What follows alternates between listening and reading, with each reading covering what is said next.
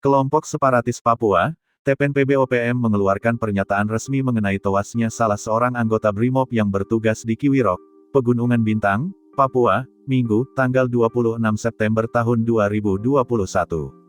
Panglima Kodap 15 Ngalum Kupel, Lamek Alip Kitaplo mengatakan, pasukannya telah menembak mati seorang anggota polisi. Selain itu, 2 orang lainnya luka-luka. Atas peristiwa penembakan itu, kata Taplo, pihaknya bertanggung jawab sebab TPNPB-OPM tetap eksis sampai Papua merdeka. Juru bicara TPNPB-OPM Sebi Sambo menegaskan, dari pihaknya tidak ada korban jiwa dalam peristiwa kontak tembak itu.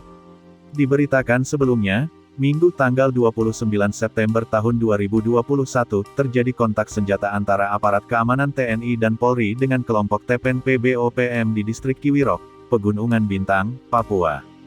Dalam kontak senjata ini, dikabarkan 1 orang anggota BRIMOB yang diketahui bernama Muhammad Kurniadi, berpangkat Bayangkara 2 gugur.